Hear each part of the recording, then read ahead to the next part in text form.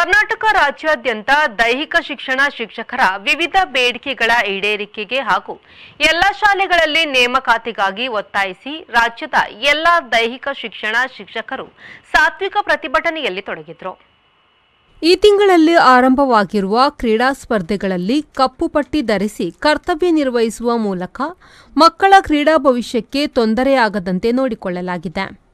ಮುಂದಿನ ಹಂತದಲ್ಲಿ ಪ್ರತಿಭಟನೆಯ ಭಾಗವಾಗಿ ಬೆಂಗಳೂರಿನ ಫ್ರೀಡಂ ಪಾರ್ಕ್ನಲ್ಲಿ ಆಗಸ್ಟ್ 29ರಂದು ರಾಷ್ಟ್ರೀಯ ಕ್ರೀಡಾ ದಿನಾಚರಣೆಯಂದು ಬೃಹತ್ ಪ್ರತಿಭಟನೆಯನ್ನು ಹಮ್ಮಿಕೊಳ್ಳಲಾಗಿದೆ ಎಂದು ಕರ್ನಾಟಕ ರಾಜ್ಯ ದೈಹಿಕ ಶಿಕ್ಷಣ ಶಿಕ್ಷಕರ ಸಂಘದ ಬೈಂದೂರು ತಾಲೂಕು ಸಂಘದ ಸದಸ್ಯ ಮಂಜುನಾಥ ಶೆಟ್ಟಿ ತಿಳಿಸಿದರು. ಸಾರ್ವಜನಿಕರು ಹಾಗೂ ಎಲ್ಲ ವಿದ್ಯಾರ್ಥಿಗಳಿಗೆ ಒಂದು ಗೊಂದಲ ಇರಬಹುದು.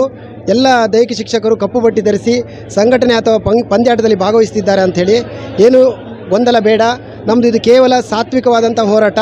ನಮ್ಮ 16 ವರ್ಷಗಳಿಂದ ದೈಹಿಕ ಶಿಕ್ಷಕರಿಗೆ ಆಗ್ತಾ ಇರುವ ಅನ್ಯಾಯದ ಒಂದು ಸಾಂಕೇತಿಕ ಪ್ರತಿಭಟನೆ ಅಷ್ಟೇ. ನಮ್ಮ ದೈಹಿಕ ಶಿಕ್ಷಕರ ನೇಮಕಾತಿ ಹಾಗೂ C&R ಇಂಥ ಮುಂತಾದ ಒಂದು ಬೇಡಿಕೆಯನ್ನು ಇಟ್ಟುಕೊಂಡು ನಾವು ಈ ಒಂದು ಸಾಂಕೇತಿಕವಾಗಿ ಕಪ್ಪು ಪಟ್ಟಿ ಧರಿಸಿ ನಾವು ಸಂಘಟನೆಯಲ್ಲಿ ಭಾಗವಹಿಸ್ತಾ ಇದ್ದೇವೆ. ಇದರ ಮುಂದಿನ ಹಂತವಾಗಿ ರಾಷ್ಟ್ರೀಯ ಕ್ರೀಡಾ ದಿನಾಚರಣೆ ಆಗಸ್ಟ್ 29ನೇ ತಾರೀಕಿನಂದು ಬೆಂಗಳೂರಿನ ಫ್ರೀಡಂ ಪಾರ್ಕ್ನಲ್ಲಿ ಬೃಹತ್ ಮಟ್ಟದ ಹೋರಾಟವನ್ನು ಮಾಡ್ತಿದ್ದೇವೆ. ಇದು ಕೇವಲ ಸರ್ಕಾರದ ಗಮನಕ್ಕೆ ತರುವಂತಹ ಒಂದು ವಿಧಾನ ಆಗಿದೆ. ಇದರ ಬಗ್ಗೆ ಯಾರೂ ಗೊಂದಲ ಈಡಾಗಬಾರ್ದು. ನಾವು ಯಾವುದೇ ವಿದ್ಯಾರ್ಥಿಗಳಿಗೆ ತೊಂದರೆ ಆಗದೇ ಇದ್ದ ಹಾಗೆ ನಾವು ಈ ಹೋರಾಟದಲ್ಲಿ ಕ್ರೀಡಾಕೂಟದಲ್ಲಿ ಭಾಗವಹಿಸಿ ಇದನ್ನು ಕೇವಲ ಹೋರಾಟ ಅಂತ ಪರಿಗಣಿಸಿ ನಮ್ಮ ಒಂದು ಮನವಿಯನ್ನು ಸರ್ಕಾರ ಹಾಗೂ ಜನಪ್ರತಿನಿಧಿಗಳು ಪರಿಗಣಿಸಬೇಕಾಗಿ ನಮ್ಮ ಎಲ್ಲ ಶಿಕ್ಷಕರ ಪರವಾಗಿ ನಾನು ನಿಮ್ಮಲ್ಲಿ ಬೇಡ್ಕೊಳ್ತಾ ಇದ್ದೀನಿ.